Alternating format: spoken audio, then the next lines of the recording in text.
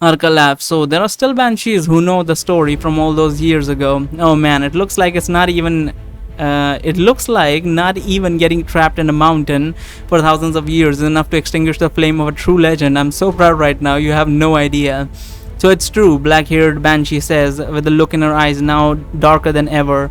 I always knew that those rumors were true. The only reason why I came to Varathia was because my information led me to believe that this was where I could find you.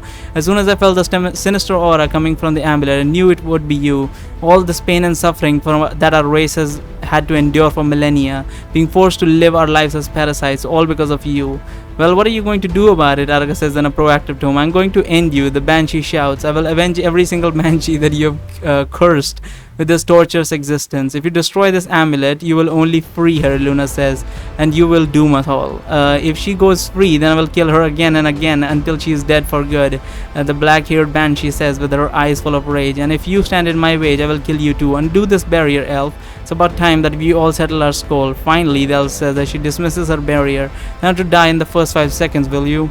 Just as soon as the barrier disappears, the two dwarfs channel their magic into a single ray of fire, which they use to attack Kate's ice dome. The ice is being reinforced almost as fast as it is melted, but it's clear that Kate won't be able to keep this up much longer. In the meantime, the black-haired banshee flies up in the skies, begins to attack Luna, a flower with a variety of spell. Judging by the very different type of spells that she's using, I'm going to guess that she's some sort of generalist. She's already cast a lightning spell, a sonic spell, a freezing spell, one after the other, while also summoning a few eagles to try and catch Luna by surprise. Luckily, Flower has done a good job at avoiding the attacks in mid-air, although neither she nor Luna have managed to land a hit on their adversary just yet.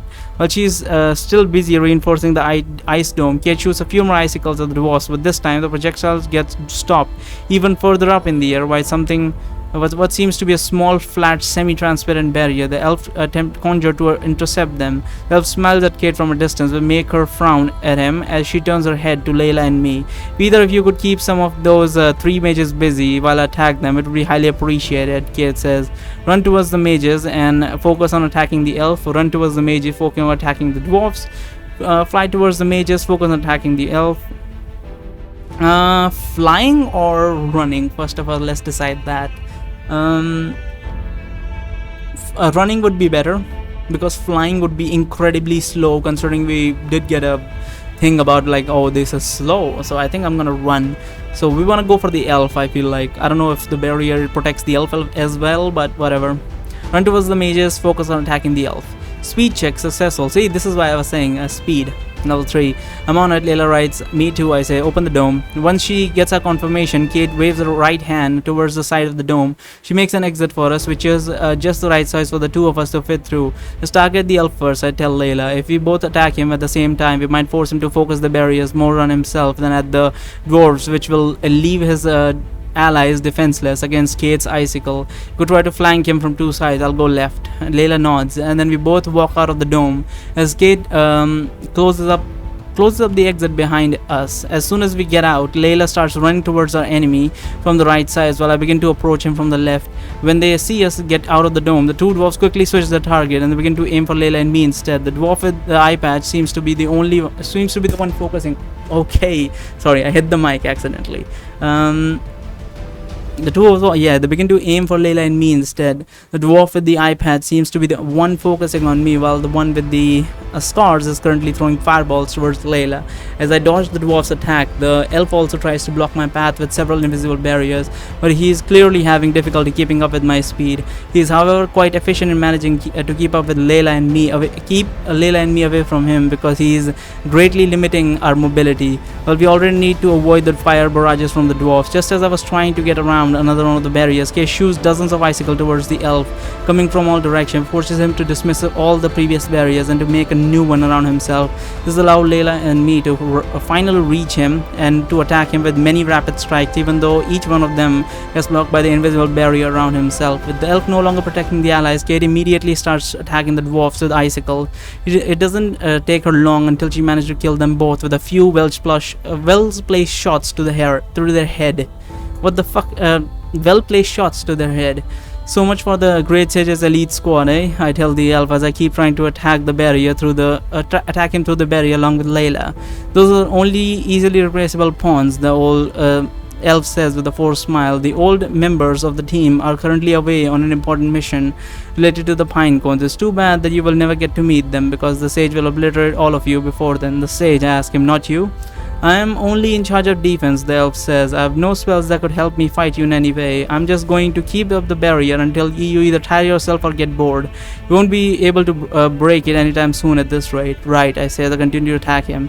While we are dealing with the elf, I can't help but notice the sky above us is currently filled with big floating rocks, which Talmak is using to chase Haldrick around in his eagle form. It looks like Hardrick is a bit disadvantaged when fighting aerial battle due to the fact that flying creatures which he can morph into are too weak compared to his regular dwarf form. He needs to switch back to being a dwarf every time he wants to smash one of those rocks into pieces. However, somewhere below at a much lower altitude, Illuna and Flower are still busy fighting the black-haired banshee mid-fight. Although they seem to be very evenly matched, neither of them has managed to do any significant damage to the other. Flower and Luna may have upper hand in terms of raw power because there are two of them, but the banshee working for the sage is making good use of the multitude of spells she has at her disposal to compensate for her disadvantage. Meanwhile, the duel between Darren and Noldren seems to be much less balanced.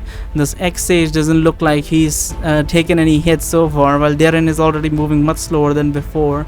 He appears to have been injured during their battle. I'm not sure how long he'll be able to last at this rate. Maybe I should go help him. Before I get to think any further on the subject, Hardrick quickly lands on the ground in his eagle form. He then turns himself into a dwarf. The sage is still above us on his platform with all of his rocks floating around him. He seems to be waiting for Hardrick's next move. Give up, Darren, Noldren says with a confident tone in his voice as he managed to wound Darren yet again by attacking one of his armor's elbow joints. I can see that you have learned some new techniques since we've been apart, but you're still no match for me. Maybe if you beg Sage Talmak for mercy, you might still spare your... The ex-sage does not get to finish the sentence because Hardrick suddenly dashes to his side. He punches him so hard that he throws him into a nearby wall.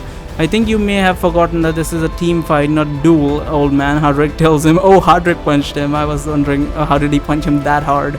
With a grin. You might want to mind your surroundings a little bit more next time. I'll keep that in mind, Noldren says as he struggles to get back up. I deal with your old master, Hardrick tells Darren. You go deal with the sage. Elementals are supposed to be a specialty, aren't they? They are, Darren says as he starts casting a healing spell on himself. I'll take care of him. Perfect, Hardrick says. Come on, Noldren, let's have ourselves a fun little sparring match. This is going to be interesting. He rushes towards Darren's old master. He tries to punch him again, but this time Noldren was waiting for him and he dodged the attacks effortlessly. As the two of them begin their battle, Darren starts to shout very loudly at the sage, who is still in the sky waiting for his next opponent. Why is he shouting? Oh, he's saying something. I was like, he's just powering up like fucking Dragon Ball Z or something. Hey Talmak, Darren shouts while his wounds are still being magically healed. Come down here so we can have a duel one-on-one. What kind of coward flies off to the skies like that where his enemies can't reach him? Watch your tongue, healer in armor, Talmak shouts. Who do you think you're talking to? He does kind of have a point though, I say in a loud voice to make sure that Talmak can hear me. We really are the strongest earth elementalist of our time. Like this, I shouldn't be able to win against us without these petty tricks. They don't let you fly in the air while you're fighting in the yearly sage contest, do they? So why are you doing that now? Is it because you're afraid of Darren? What did you just say? Talmak says. He's saying if you're afraid of me, Darren says. Answer the man's question, will you? This insolence is going to cost you, healer, Talmak says. I don't care what the legends say about you. I'm going to pound you into the ground and show you what happens when you mock a sage. He then quickly begins. He's stupid? I mean, so far he was so fucking tactical with everything, but now he's acting stupid. Why would he go down? He has such a clear advantage with this. He then quickly brings his floating platform to the ground with a loud thud. As he steps off of it, he begins to approach Darren, who is now completely healed. After a short walk, Talmak stops at a distance of around 100 feet from Darren, and he eyes him intensely. As a sage and Darren are getting ready to... It's kind of weird, by the way. He's a sage that can control land, right? He for the most part is special. Right. It's not like that he can only control earth. It's that he specializes in earth magic. So he can probably make the platform float with like air magic or something.